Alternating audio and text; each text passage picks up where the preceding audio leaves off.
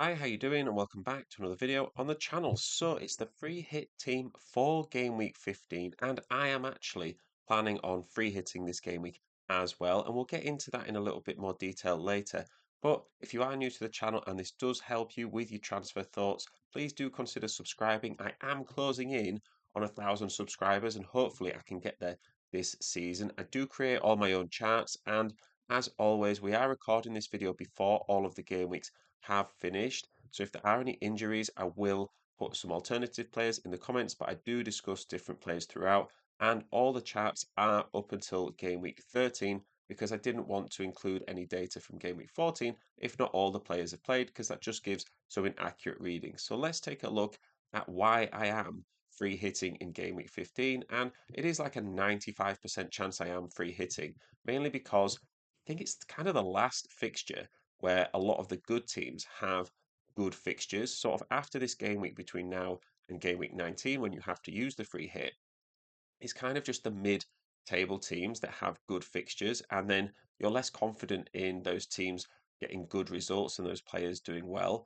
Another reason is that it gets it done before game week 16, so we get bumped up to 5 free transfers in game week 16, and I wouldn't want to do it then or any later because I think there'll be a lot of transfer movement, and for my own team, it just looks like the best game week for that. So a lot of the times when you free hit, it's very team dependent.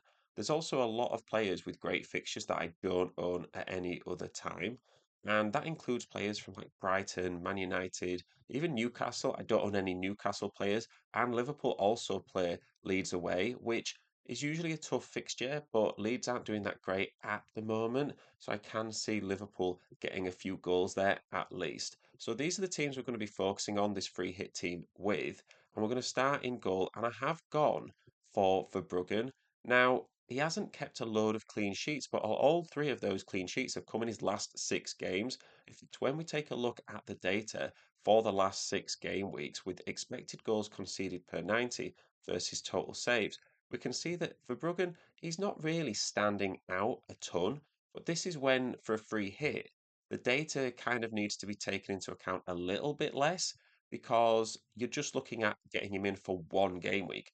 So you're not looking for the trend for the next 10 game weeks where the data might tell you a bit more of a solid story. You have to take into account who they're actually playing in this one game week, and the fixture becomes a lot more magnified than it would do normally, and the data just becomes a little bit less. But it is really reassuring that he's kept 3 clean sheets in his last 6 games. The other three goalkeepers that I would be considering from the fixture list is Donnarumma, Becker, and Lamens from Man United. Now, I really am not keen on the Man City defence right now. They just seem to be conceding a lot of goals, so I'm not going to go near Donnarumma. And Alisson's just come back from injury, so I'm not 100% on Liverpool either. And I do think Leeds could score at home. So the other goalkeeper could be Lamens. Now, I can afford this in my own team. I've tried to keep this team in and around 100 million, so anyone could afford it, hopefully. So personally, I could upgrade to Lamens. I could also potentially still upgrade to Raya. Have got a good bit of team value, but for me, Verbruggen does look the best option just on current form. Man United, they've only kept 1 clean sheet this season, so it's not exactly filling me with a ton of confidence going for their goalkeeper. When we take a look at the goalkeepers for clean sheets in the last 6 game weeks combined with saves, we can see that Verbruggen is doing a lot better than the rest. Donnarumma has still kept 2 clean sheets, but Man City also conceded 4 goals last night to Fulham. So, it balances out a little bit. So I think across the board, out of the potential options with great fixtures, which is, why we're free hitting, we want the players with the great fixtures. Verbruggen does stand out above the rest, so he would be my goalkeeper at the moment, even though there's not really a complete standout goalkeeper you would go for this week. So into defence, and I have gone for De Ligt in talking about how Man United aren't keeping clean sheets, but I just think in a week where there could be some rotation, De Ligt has played every game so far, and he's doing pretty well for DEFCON, averaging over 8. So you would think against Wolves, with it being away, he would have some good chance of getting defensive contributions, and I can see Man United keeping a clean sheet. Wolves are just so poor. They've got 2 points from the first 13 games. That's not something where you think, right, they're gonna score 3 goals past Man United. The Ligt could very realistically keep a clean sheet. I've also still gone for Van Dijk, and I've got Dan Burning. I think Leeds and Burnley are both teams who are really vulnerable from set pieces, and you could say the same for Wolves.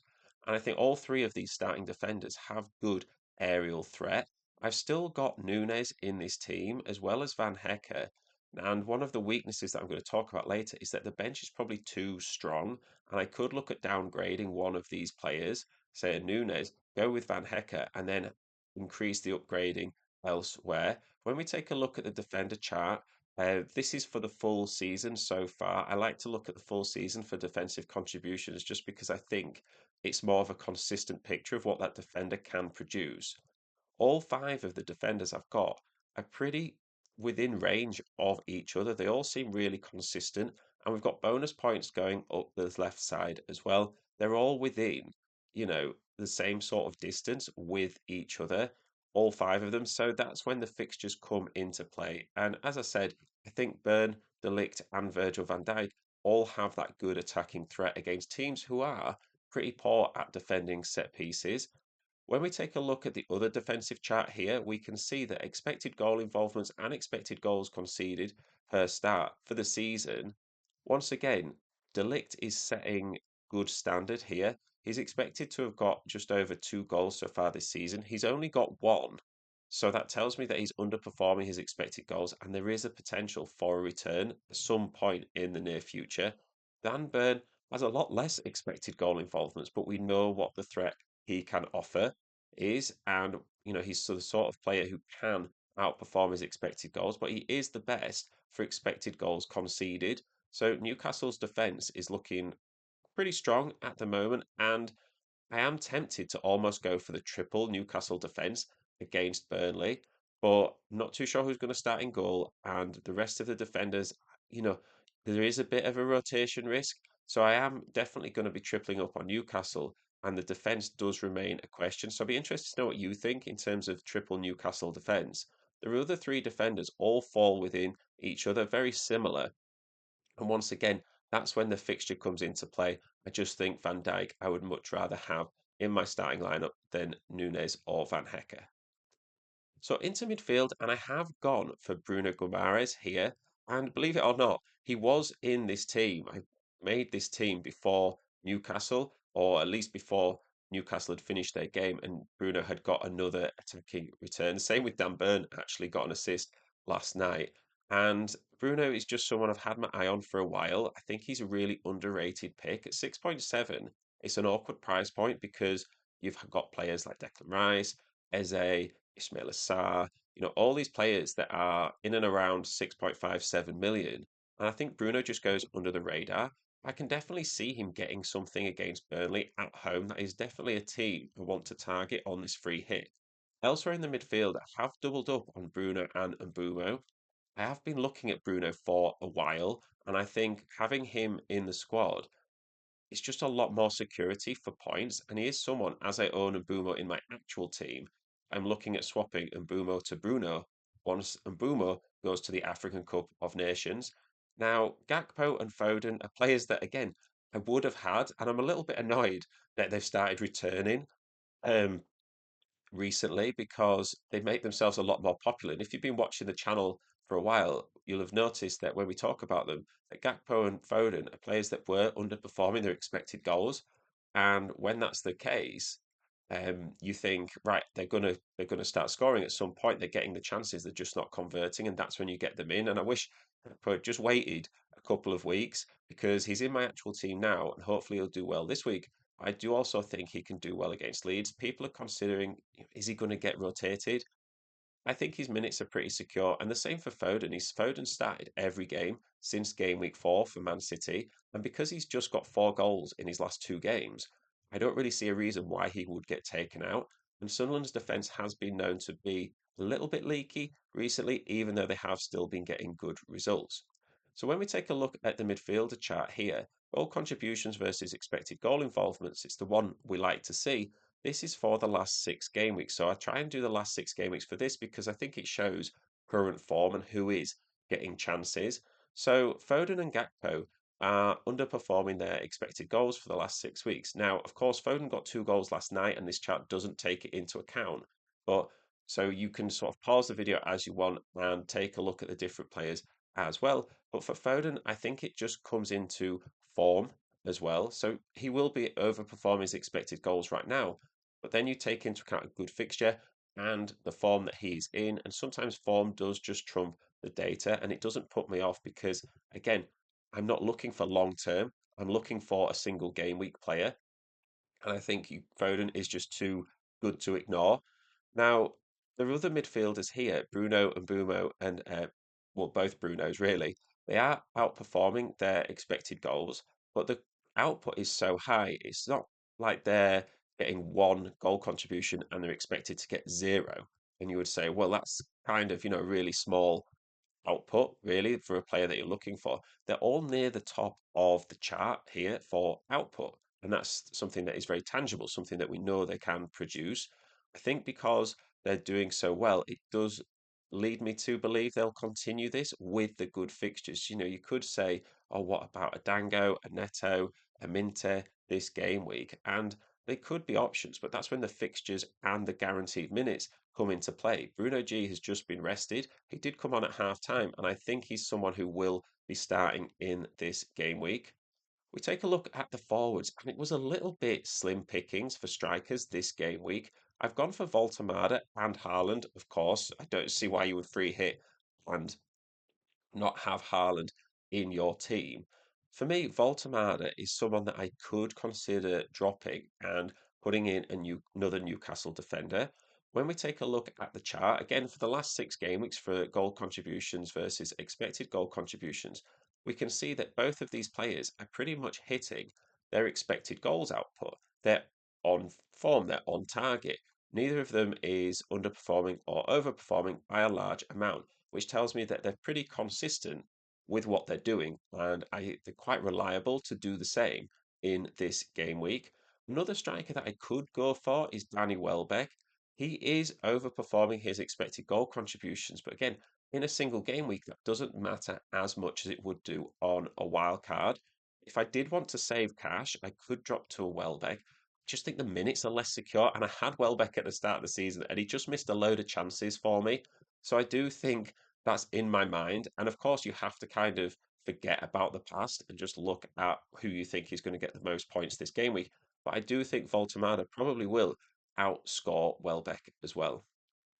So overall, this team rating is 95%, which is pretty good for a single game week. This is just for this game week. It's 95%. So shout out to Fantasy Football Hub for their team rater tool. It also comes in at 100.6 million. It was 100.5, but Foden's got up overnight. And I think that's a really good team value. Me personally, I can afford a bit more team value, but I wanted to make this team as close to 100 million as possible in case you're thinking of free hitting. And then if you do have a bit of extra transfer funds, you could absolutely upgrade some players. If you have a bit less than 100 million, I would just downgrade someone like a Nunes on the bench, upgrade Van Hecke to the first bench spot, and then you should be absolutely fine. The strength for me is that it has a lot of players I don't have. I don't have triple Newcastle. I don't have Bruno. I don't have Foden. I don't have, De Ligt. Those sorts of players I think are really good this game week. And a lot of them are players I probably don't want to own long term. I think when you're free hitting, people tend to think that you need to swap out your whole team and just go for 11 new players. It's really not the case. It's really about the players that you think are going to score you the most points, especially when you have to use it in a single game week. It's not like a lot of these players have double game weeks, and that's when you absolutely overload on them, or all your team are blanking and you need to get in players that are playing. This is a really unique time to use the free hit.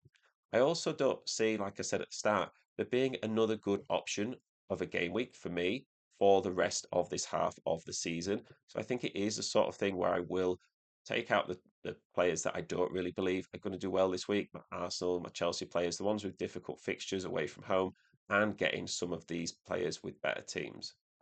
So the weaknesses are, is it too strong of a bench? So in a single game, you just don't need that strong of a bench, to be honest, because it's very unlikely that all your players on your bench will be needed. Now, of course, because we've got midweek games and we've had 3 games in a week, there is more of a chance that some of your players get rotated. So you would need like a playing bench. But I think having someone like a Van Hecker, maybe another playing defender that's a little bit cheaper than Nunes is absolutely fine. And of course, the free hit is team dependent. So just because I'm free hitting and it works for me, you might have a much better team than me this week. You might already have a lot of these players in your original squad, in which case there could be another game week that's good for you. I would just probably avoid hitting in game week 16 because that's when we get those 5 free transfers. And I absolutely wouldn't recommend using all those free transfers. But a lot of other managers will be making transfers, and you almost want that flexibility if there is some big price rises or decreases to sort of get rid of maybe some of your African Cup of Nations players. You want to take advantage of that in the moment rather than being stuck for a week when all those transfers are happening. You get to game week 17 and maybe you've been priced out of some players. So yeah, that's the video. Please do consider subscribing, like the channel. It is really appreciated. Got a small channel that's trying to grow, so any support would be fantastic. And I will see you in the next one.